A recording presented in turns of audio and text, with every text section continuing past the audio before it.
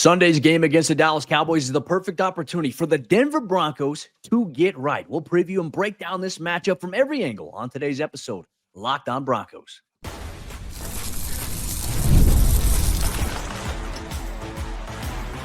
You are Locked On Broncos, your daily Denver Broncos podcast. Part of the Locked On Podcast Network, your team every day. The Denver Broncos are throwing it back to a matchup with the Dallas Cowboys this Sunday, and they'll have to do a lot of things on the offensive, defensive, and special team side of the ball in order to win. Welcome to a brand new episode of Locked On Broncos, your daily Denver Broncos podcast, part of the Locked On Podcast Network, where you know it's your team every day. Thank you so much to all the everydayers out there in Broncos Country. Thanks for tuning in and making us your first listen every single day, however you choose to do so. I'm Cody Roark, Broncos reporter for Mile High Sports, joined as always by Sayre Bedinger, site expert over there, predominantlyorange.com. Here's what we're going to break down on today's episode of the show. We're going to go through and tell you why players like J.K. Dobbins and Evan Engram are going to be some of the top players that we have our eyes on here in Sunday's matchup against the Dallas Cowboys. Plus, we'll also go through why Riley Moss versus George Pickens could be a crucial matchup to determining who wins this game. And on top of that, the key to victory for the Broncos, got to run that dang ball through Dallas's defense. We'll go through all that on today's episode of the show, brought to you by our friends over there at Mazda. And like our players, we sweat every detail, because when you make every move count, pulling off the unexpected is only the beginning. Stay tuned later for highlights in this week's Move of the Game Forward, Mazda Move and Be Moved. Sayre, let's jump into our players to watch, my friend. We all know we're excited to see the throwbacks as the Broncos are at practice donning the helmets. It doesn't do it justice until you see it up close and personal, just how amazing that helmet looks, the uniform looks. And we get to see that combination here, Sayre, coming up, I would say, in the next, 2 weeks? We get to see it twice in 3 weeks here. So it's going to be fun here for Broncos Country. But as Denver takes the field, we're going to keep our eyes on several players in this matchup. Let's start off with your three players that you have your eyes on, my friend. Who is it and why? Cody, I've got my eyes on a handful of players for the Broncos this week. Obviously, we want to see Bo Nix build off that fourth quarter, but typically what we do is, we try to avoid the low-hanging fruit for a segment like this. So we're going to go with DJ Jones as a kind of an underrated player to watch to start things off here for the Denver Broncos. Look, DJ Jones has been one of the more underrated players on this team, I would say, for the better part of the last handful of years. Obviously, a bit of a shock to a lot of the fan base when he got his big contract extension over the offseason. I don't think anybody on the Broncos was surprised by that even one bit, right, Cody? Because DJ Jones is one of the best run defenders on this roster. He's one of the best players on the team overall. And to prevent a Javonte Williams revenge game, you're going to need DJ Jones to go ahead and have a big game there. I've also got my eyes on Troy Franklin and Evan Engram for this game. Want to see Troy Franklin put together a little bit of something here on a more consistent basis, right? Because we've seen Troy have some outbursts, especially early in the season, right? I think 3 of his first 4 games, he had 44 or more yards, including 89 against the Indianapolis Colts back in week 2. What we've seen over the last 4 weeks has been a lot less, and he still had 10 targets this past week and barely had 20 yards or whatever it was, but he did kind of bounce back, catching the ball that caromed in the red zone there, for that first touchdown in the comeback. And then he had some other plays throughout the course of that game, but I think Troy needs a bounce back game in a big way this week. And I think he can do it against one of the league's worst pass defenses. And then Evan Engram is the final one, right? Evan Ingram's been building some steam. If his pace was kept over the last 3 weeks, he'd be on pace for over 80 catches. So, their Broncos are getting him involved more and more. And I just want to see that be more consistent. He's a game breaker whenever he does get opportunities in space. Get him the ball in those chances to do that against this Dallas Cowboys defense. When you mention all the big plays that this Cowboys defense gives up, certainly we're going to highlight a matchup that we feel like could be favorable for the Broncos if one Cowboys defender does play, in fact, this week here. But I think one of the things we got to talk about is just how defenses as well, if you watch it, the way that they're trying to take Troy Franklin out of the equation on third down situations or key passing situations. They're always allocating a backside spy, essentially, whether it be a safety or whether it be a linebacker. They're dropping them back to the sticks to be able to see Troy Franklin on these crossing patterns where he's had a lot of success so far this season. So I think that's where, if they're going to do that, okay, hit him underneath here with Evan Engram. That's one thing that I want to see here, Sayre, is just the continued utilization of what we've seen from him the last couple of weeks. I feel like Evan has certainly built off of the Broncos doing a little bit more for him. And certainly he's excited to maybe get a little bit more involved. You know, he had that key block there for Bo Nix on his touchdown run in the fourth quarter. And then he also had a great underneath catch where he's able to get upfield, evade a defender and get extra yards here to help put the Broncos in a position to ultimately win this game. I like your picks here. I like the one of DJ Jones as well. I feel like we don't talk about DJ enough here on the show, but we certainly should here. My players to watch that I'm going to go with here, Sarah, I think we should take a look at Nick Bonitto this week.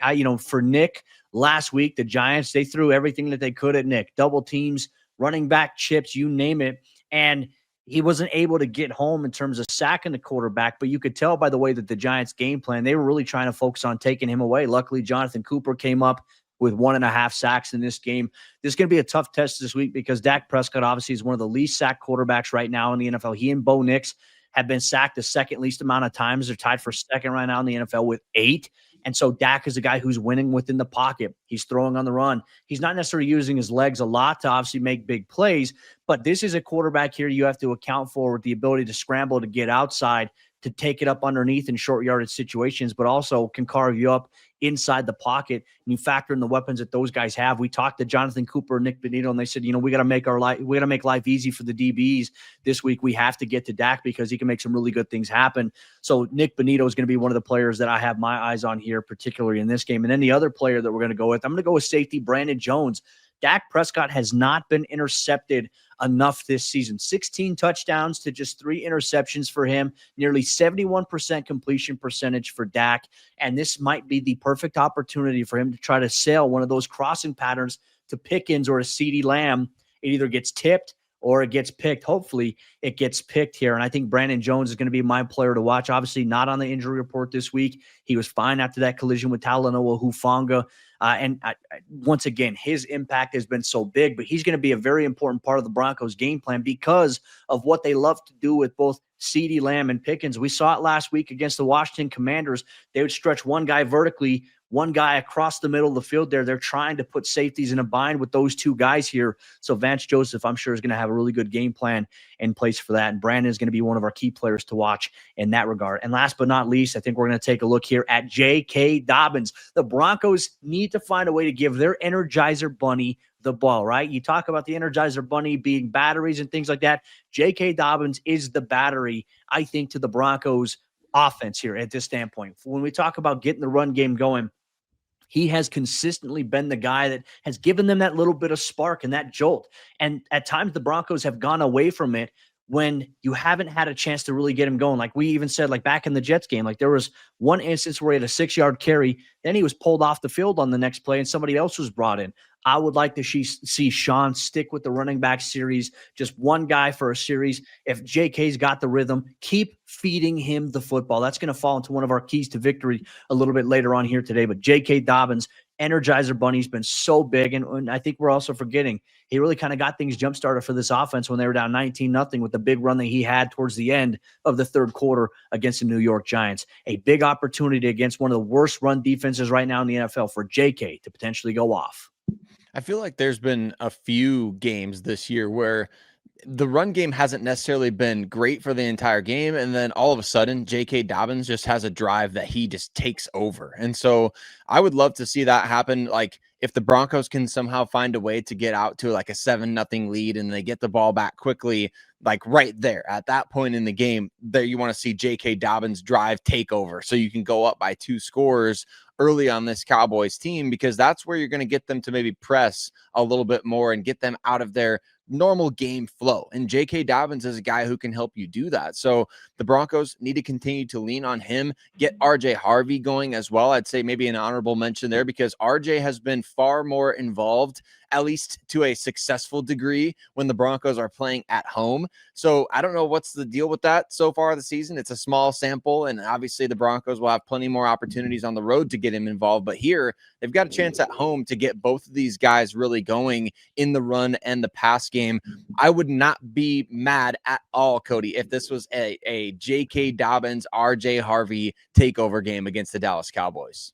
I would love that. And if the defense can find a way to get takeaways, get stops, and you can play that ball control style of offense that the Broncos at times Cincinnati's a great example where they did just that. I think really good things can happen here for this team, and it improves the Broncos' chances of improving to 6-2 on the season, which, Sayre, that would be so big for Denver to do just that here. Broncos Country, make sure you let us know your 3 players you have your eyes on here in Sunday's game against the Dallas Cowboys. But coming up next, Sayre and I are going to tell you why certain matchups between the secondary and the wide receivers on both sides of the ball here for the Broncos will determine Sunday's game. We'll dive deeper into that and more here on today's episode, Locked On Broncos. Today's episode of the show is brought to you by our friends over there at FanDuel. And as you all know, FanDuel is America's #1 sportsbook, and the Denver Broncos are hosting the Dallas Cowboys this weekend, a matchup where the Broncos are 3.5-point home favorites against Jerry's World here. And FanDuel has an offer that you don't want to miss out on here, because right now, new customers can bet just $5 and get $300 in bonus bets if you win. That's right. All you do is you pick a bet, you put $5 down on it, and if it wins, you'll get $300 in bonus bets that you can use all throughout the entire app, where you can look at the morning slate of games and put together a parlay filled up of money lines, who you think is going to win. Or you could do an anytime touchdown player prop, where you go through and you put together a parlay where you choose 5 players from 5 games, and you go through and you say, I believe that these guys are going to score a touchdown in this game, anytime touchdowns, and you can put that together here inside of the FanDuel Sportsbook app. So what are you waiting for? Visit FanDuel.com to download the FanDuel app today to get started. Today's episode is also brought to you by our friends over there at Rippling. And if you're a business owner, here's the truth. SaaS promised to make work easier, but now the average company, they're buried by hundreds of apps that slow down your teams and simply don't work together. That's not SaaS. That's SaaS, software as a disservice, and that's why you need Rippling. Rippling is a unified platform for global HR, payroll, IT, and finance, all in one place, and they have helped millions of businesses replace a mess of disconnected tools with one system that's designed to give leaders clarity, speed, and control. By uniting your employees, your teams, and departments in one system, Rippling removes the bottlenecks, busy work, and silos that your software created. It's seriously simple to use and gives companies one source of truth for their people, their data, and everything that they touch. And right now, you can get 6 months free when you go to rippling.com/lockedonnfl. Learn more at rippling.com/lockedonnfl. That's rippling.com/lockedonnfl for 6 months free. Terms and conditions apply. One key matchup that will define this game against the Dallas Cowboys is how the Denver Broncos cornerbacks, their stud duo of Pat Surtain and Riley Moss, can defend against George Pickens and CeeDee Lamb. With Dak Prescott playing so well, these guys, they got to show that they're up to the task, because it could determine the outcome of the game. Broncos Country, we're going to break down some of the numbers for this crucial matchup, as well as one other intriguing matchup coming up here on Locked On Broncos. But quickly want to say thank you to every single one of you that makes Locked On Broncos your first listen of the day every single day. We appreciate you all. If you haven't already done so, man, hit subscribe wherever you listen to podcasts, as well as on YouTube. We'd really be grateful for you doing that. Cody, let's talk about the matchup that is the premier matchup of this game, the best on best of this game, in my opinion, where you have CeeDee Lamb and George Pickens on one side of the field going up against Pat Surtain and Riley Moss on the other side of the field. I think that, you know, Cowboys fans are getting a little excited about this opportunity, because they're seeing the fact that George Pickens, he's drawn a lot of yards this year off pass interference penalties. Riley Moss, second most penalty yards of any player in the NFL this season. And they're even seeing what Pickens did last year in the matchup between the Steelers and the Broncos, where he only had like 29 yards overall, but ultimately he had some big plays that were called back as well. So Cowboys fans are licking their chops at this matchup in particular, which, I don't know, to me, that's a little surprising. I think they're confident they can test guys like PS2 with their receivers, but what do the numbers say here about this matchup upcoming in Week 8? Well, this is going to be an exciting one, Sayre, and certainly the stakes are big. I feel like this is probably going to be the best wide receiver duo so far that maybe this team is going to face so far this season. Pickens is playing at an all-pro level right now. He's got 607 yards. He's got 6 touchdowns. He's clearly the wide receiver one, but CeeDee Lamb is also a wide receiver one. So they got 2 of these guys on their roster here that the Broncos are certainly going to have to account for. First off, let's go to the tail of the tape here of this matchup. I think the number one thing here with Riley Moss, according to our friends over there at NFL Next Gen Stats, Riley has only given up 20 catches so far this season on 45 targets. That's 44% completion percentage against, which is the second lowest right now in the National Football League. Only 286 yards allowed this season. That's huge. I mean, people always, they have this unfair narrative towards Riley Moss because, some guy catches a pass here and there. But if you actually look at the numbers, Riley is playing at a very high level right now. He's not allowing a lot of big stuff here. There are a couple plays early on in the year. You could talk about the Alec Pierce 44-yard catch. Realistically, that's the only big play he's really given up so far this season. When we talk about yardage, his numbers suggest that he's playing at a very, very high level right now. But I want to go to this as well with NFL Next Gen Stats. Here is another thing, and then it provides some perspectives here on Moss. We talk about the completion percentage allowed. He's forced a tight window on less than 1 yard of separation on 35.9% of his targets, which is the 7th highest right now in the NFL. Now, the challenge is this is where some of the plays are being made. When forcing tight windows, Riley has allowed 111 yards and a touchdown on 5 receptions. So we talk about these tight window coverages, and that touchdown was obviously to Keenan Allen in that Chargers game. We're talking about him being firmly, tightly into position. There is no real window for the quarterback to throw it into, but yet they make a tough play. You cannot get mad at Riley Moss for having great coverage on those situations. There's little things you can talk about in terms of being able to finish the play, but Riley is playing at a very high level considering who he's playing opposite of, which is our good friend PS2, who's only allowed 17 catches so far this season on 30 total targets for 177 yards when you look at this matchup here.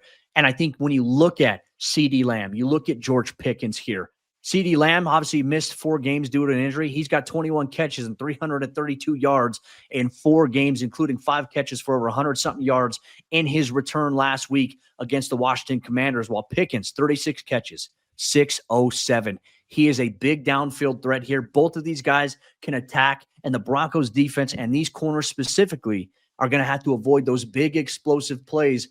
But I also think another wild card we have to throw into here, Sayre, Jake Ferguson right now is playing at a high level, over 50 catches so far through a handful of games. If the Broncos take away CeeDee Lamb and Pickens, Ferguson is going to see a large portion of these targets. So it's going to be big here for the Broncos secondary to come up big here. But what is your matchup that you have your eye on here? I know it's contingent upon one player in particular playing who's kind of questionable going into this matchup.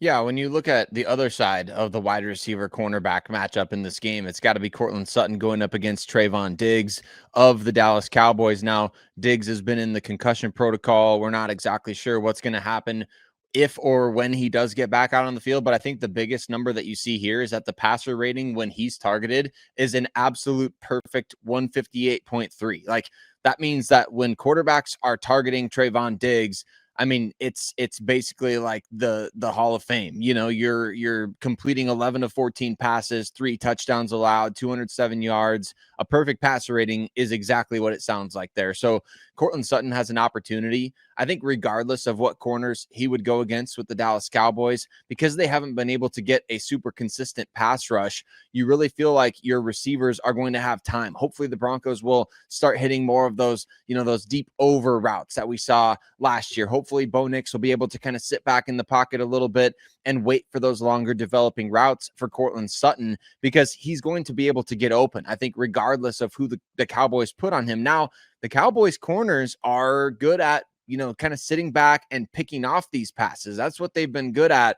They give up yards, they give up touchdowns, but they can pick passes off, and they've got good ball skills. So there's kind of a feast or famine element to it that the Broncos have to take advantage of by getting the ball frequently to your best guy. I know we highlighted, Troy Franklin, Evan Engram in the first segment. Obviously, you want to see those guys get going, but you mentioned it at the top of the show, Cody. This has got to be kind of a get-right game for the Broncos. What does that mean for a team that's in first place and 5-2 this season, right? They're winning games. What it means is that the offense has to find ways to get things going in all 4 quarters, not just when, you're behind 26-8 or you're behind 19-0 and you have no choice but to start putting points on the board. Even at that point, we're just thinking, hey, you get that 8 points against the Giants and you're basically saving face and avoiding a shutout. Obviously, the explosion of scoring there was very welcomed, but the Broncos, we want to see you guys put up 40-plus points over the course of 4 quarters and control this game. And Courtland Sutton is in a favorable position to help you do just that. Yeah, and it's going to be so big this week, too, because, look, this is a Cowboys team that early on in the year, they had a shootout with the New York Giants. I know Russ was the quarterback there for New York. when that obviously happened, but they can put up points at will. And you don't want to catch yourself in a shootout here against this team, because what have we seen? Like, we have seen the Broncos. Yes, they put up 33 points in one quarter, but we haven't seen this team consistently produce points when necessary, right? Their first, 6 of their first 8 drives in Sunday's game against the Giants were punts. One was a turnover on downs. Denver's going to have to be very efficient here in this matchup, and I'm excited to see how the Broncos can get things going, because even Mike McGlinchey said, we're here at 5-2. He said, but we're not going to achieve our goals that we have if we keep playing like this. And so that is the sobering reality of where this team is at. Can they do that? Well, if Courtland Sutton comes up with a big-time game against Trayvon Diggs, whoever's out there at corner, really cool things can happen here for this Broncos team. And if they win, they improve to 6-2 on the season. Broncos Country, make sure you let us know your thoughts on today's matchup between Riley Moss, Pat Surtain against CeeDee Lamb, and obviously George Pickens, and then what we talked about with Courtland Sutton against Trayvon Diggs, or that Cowboys secondary. Is there a matchup that you have your eye on specifically? Make sure you let us know here in today's episode of the show. But coming up next, Sayre and I are going to tell you why the run game is the key here for the Broncos, winning and improving to 6-2. Can they find a way to ride the hot hand? We'll break it all down and more here on today's episode, Locked On Broncos.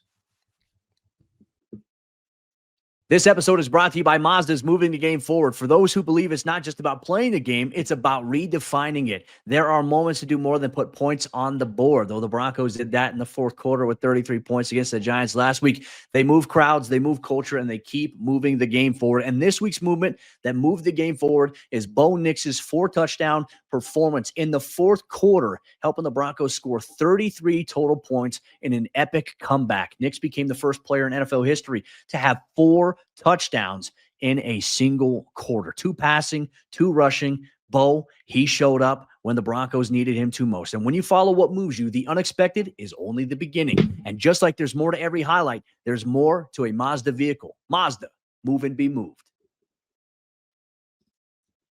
Peter Piper picked peppers and run rock rhymes as the Broncos are looking to get things going on the ground this week against the Dallas Cowboys. We're going to go through our keys to victory here. I want to say thank you once again to everyone in Broncos Country. Thanks for tuning in, making us your first listen, however you choose to do so. Sayre, always love doing our keys to victory, because these are the things that we feel like will define the outcome of Sunday's game. If the Broncos can do this, then they will win. Let's start off with you, my friend. Where do you stand here on your keys to victory here if the Broncos are going to improve to 6-2 on Sunday? I think you got to eliminate the 3 and outs. That's one of the biggest things, right? When you look at this Denver Broncos offense, they've been one of the worst in the NFL in terms of those 3 and outs. And the Cowboys defense on the other end of that spectrum has been one of the worst defenses in the league at stopping teams on 3rd down. So get yourself into favorable situations. That's number 1, but eliminate those 3 and outs. We're sick of seeing Jeremy Croshaw out there when it's not to hold for a Will Lutz extra point, right? You want to keep pouring it on against a team like Dallas and get things going quickly, early, and don't stop. Don't try to get cutesy with all this stuff, right? So eliminate the 3 and outs, number 1. Miss me with the penalties, okay? The Broncos are one of the most penalized teams in the NFL.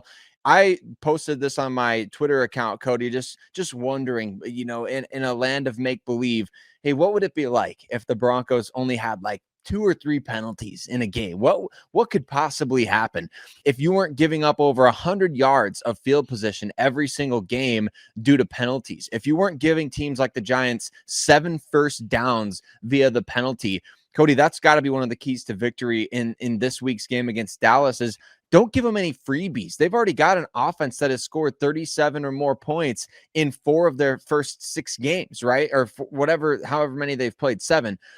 They've got the ability to score at will. They've got the players to do that. They don't need any help. So don't help them with the penalties. And then I think obviously, I touched on this, but taking advantage of the deep ball offensively, that the Broncos, they can do this, man. We saw them last year connect on a number of explosive plays. We didn't touch much on him in this show, but we talked about him earlier in the week. Marvin Mims, feel like he can get more involved. Courtland Sutton, he's got a chance to go up against somebody who's given up a perfect passer rating if he plays this season.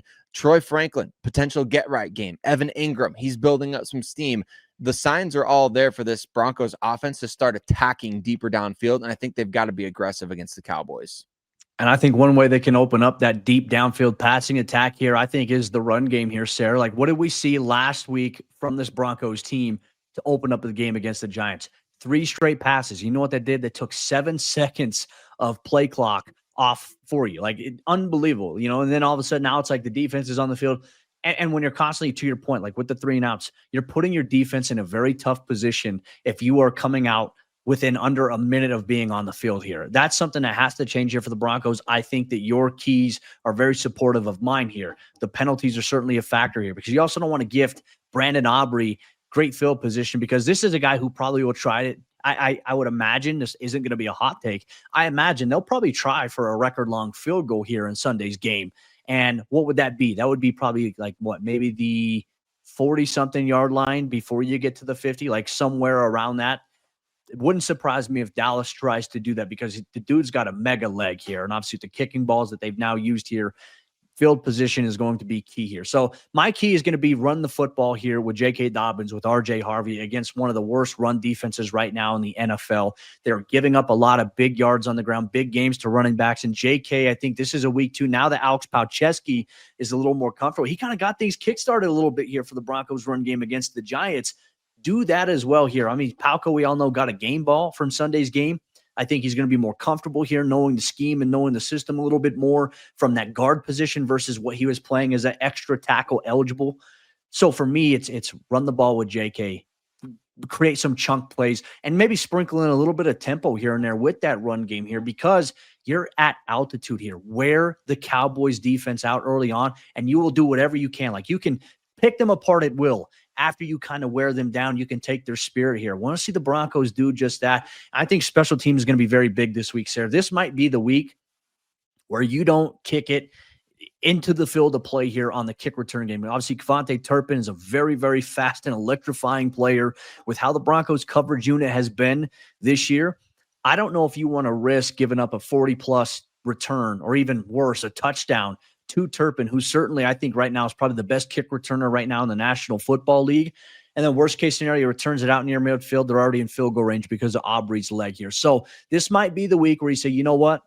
We're just going to kick it and they can get it at the 35-yard line and we trust our defense. That might be the approach here this week. How do you feel about that? Because that's something that, I don't feel like has been talked about enough is the special teams dynamic and Turpin's ability to really kind of change the course of a game with the special team side of things.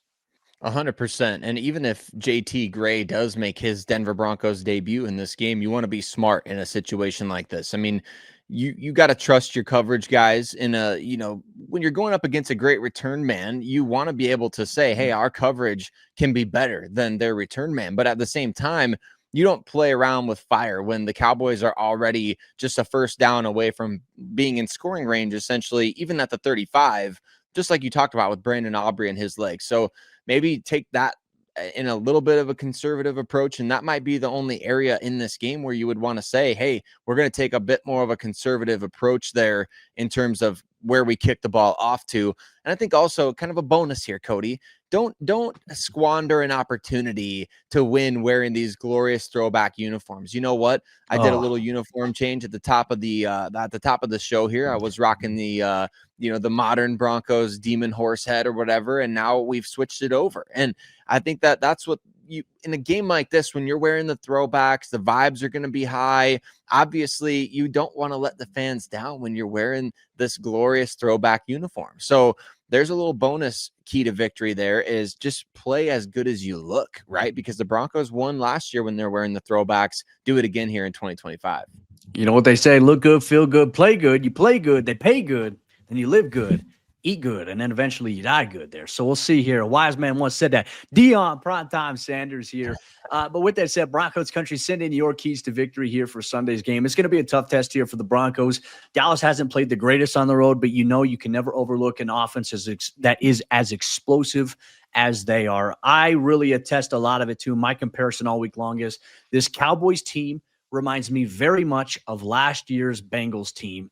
The high-octane offense, but the really bad, historically bad defense. Can they find a way to shut down that offense there led by Dak Prescott? That's going to be a massive key here this week here. We want to hear from you, Broncos Country. But with that said, you'll see us next time here following Sunday's game for the Locked On Broncos post-game report. Hopefully another victory Monday where Denver can improve to 6-2.